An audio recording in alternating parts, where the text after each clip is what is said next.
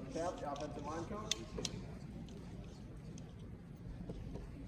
What do you see? What do you like?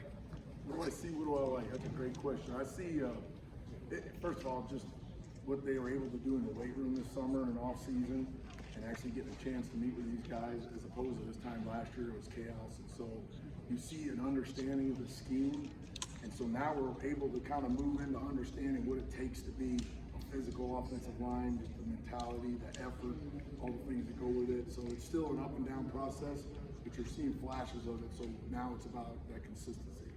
We saw out there AJ working at right tackle and Horst at left tackle. Is that kind of a situation where it's in flux, or do you want to get guys experience, or do you feel like there's one more comfortable on the other side?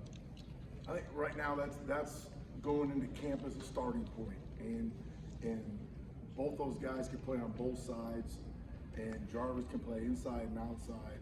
And so at the end of the day, you're really looking for that combination of the best five. So Jarvis gives us some flexibility with that, and with those tackles being able to play both sides, it also adds flexibility for that. So it really, it kind of increases your competition. And, I'm hoping with the group we have and some of the veterans we have back, we're going to be able to rotate some guys in this season.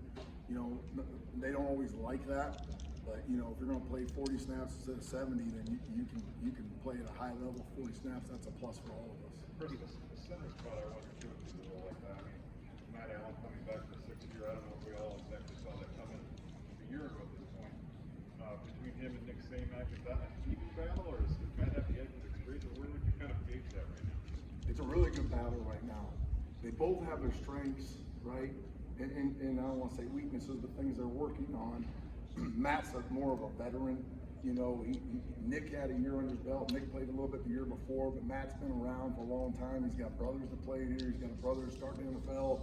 So, most kids go home and they got nobody to talk to, and Matt can go home and call his brother who's playing for the Rams and really get extra work there. So it's a really good battle. I like where Matt's at right now mentally. He's doing some really good things, and physically he's working on that. And then going back to Nick, Nick's very athletic, and so Nick getting that confidence and understanding what he's seeing, kind of like Matt is, that's where we're at. So again, I expect that to be a really good competition. It may go through the year. Chris, you guys out today on their technique, but you told them that you had to do that because you wanted to hold them accountable. And so how do they respond to that, and just more of your mindset behind that? Yeah, that's not new, so they're used to it now, right? So they know that I'm a little different off the field than I am on the field, just like they have to be, right? You can only play this game one way up front, and there is no plays off up front, right? It's not like you're on the outside and you're going to run the ball the other way and you can kind of coast or something. Everybody's got a critical role in every play.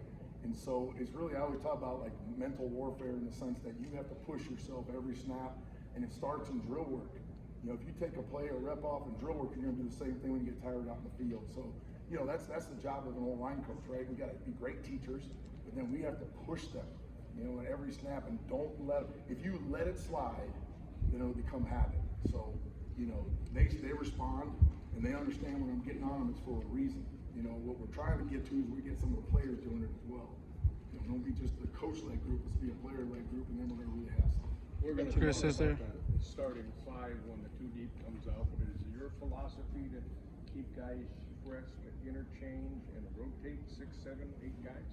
Well, first of all, you love to be able to play more than 5 guys if it's warranted. Okay. So you got a backup that's even. You want to be able to play with both those guys. They got to know that that's going to have guys practice harder also. And if there's a little bit of a drop off, then maybe it's 60-40, 70-30. But if there's a major drop off, you're going to play the starter. You're going to ride him until you have to. This is a unique situation with the COVID year. And we have 9 guys in the room, if you count Horst, that have started games. So in one hand, everybody's like, well, that's great. Yes, it's great that you have that experience and we have great competition, but how do they handle that mentally?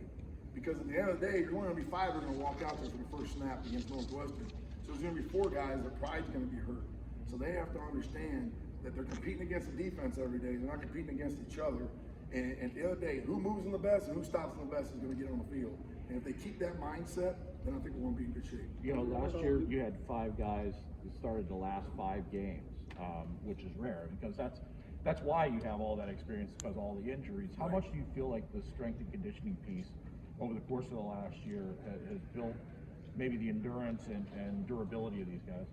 That's the big part of what Jason, Coach Novak, and that crew does. You know, it's more than just the power aspect of it. You know, Coach Berghardt and the science part of it. It's, you know, the kids, you know, sometimes you have a great lift, you're tired and sore, right? And that's fine sometimes, but ideally they want to feel better when they leave the weight room or at the end of a phase, and you feel that way and they're saying those things. So I think that's going to pay off. That's going to be big, because last year you didn't have that, right? So that's going to be huge for us. Last year we were watching guys lifting water jugs and cinder blocks at home, you know, so but we're not the only ones. So everybody's going to be better. So we got to understand that as well. What do you see from Ethan Boyd, the guy from East Lansing? What do you think of him so far? Ethan, you know, he's a freshman, so, you know, man, he'll show a flash or two where we're like, boy, you know, he's going to help us some days and be really good, and there's other times that, you know, he looks like a freshman. And so, you know, I think getting used to even how big he is, you know, and understanding, I think in his mind, he's got to understand that he can be more dominant than he even is right now. And I think once that clicks and he has that confidence, he's going to be in good shape. What are your thoughts on Jared Morris? Has he been the player you expected to get out of the quarter? Yes, you know, he's done a really good job. He's got an intensity to him. He's got this will to finish that not a lot of people have. You've seen it on tape, and you know, it's hard because you don't want to take that away from him, but you got to practice a certain way, right? And so you got to take care of your teammates. I mean, we got to be physical guard. We don't need to be on the ground. We don't need to fight every other rep, you know. So he's done a good job of you know, controlling that, but you still see that will to want to finish and go through the whistle. So there's some minor things we're still working on, like every old lineman, but he brings something to the table that we were really counting on. Hey Chris, what about Spencer Brown? Where's he at on his path? Is he a guy you'd be comfortable throwing in there on a Saturday at this point, or? He's definitely shown improvement. You know, I'd say with Spencer, it still comes down to consistency. You know, when he gets tired, are you a liability or can you push through it? Right, so that's the biggest part. It's trust. Like, as a coaching staff or myself, I got to know when we get out there and we're on a 8-play drive and it's 3rd and 5 and he's gassed. Right, is he going to lock it down and have great technique, or is he going to spit the bit and flail and then we're going to give up a sack and you know, and then bad things happen? So that's what it comes to, right? He understands the scheme much better. He plays physical. He's got good feet. Right, we're working on him playing lower, more flexibility, but then just that consistency when you're tired. We saw it the first few years. Has starting experience. He didn't play last year because he was coming off the injury. Where is he at, and what's he able to do for you guys? You know, Luke has really worked hard to try to get in a situation to get a chance to play this year, and you know, every day he's improving physically. You know, he's been in our meetings, so he understands what we're doing. He brings really good leadership to our room. You know, he's a guy that he calls it how he sees it. There's not many people that will do that. He'll call out his peers, and they respect him because they know what he's done. They know what he's been through. And so I love having him in the group, and he's shown some improvement this fall camp. We got to see, you know, how far can he go? How will he hold up?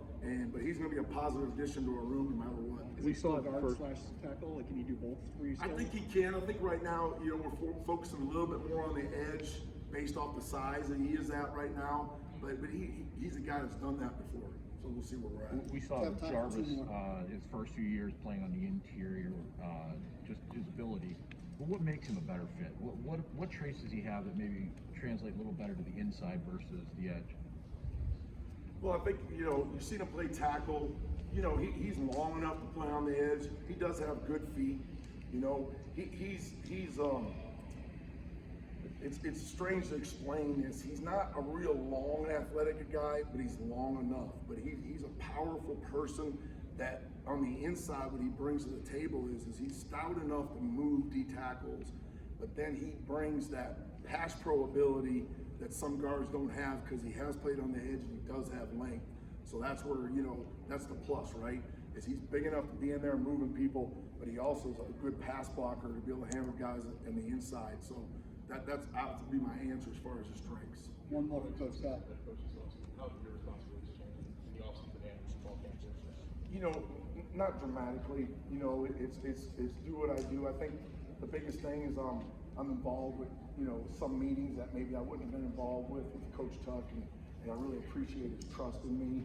And so I may be a sounding board for him on some things, you know, and I feel comfortable I can go to him if there's some things I see. But for the most part, my day-to-day job is about trying to coach his O-line to be the best O-line that it can be. So, you know, there's little things here and there, probably more in the offseason affects me more than in the season.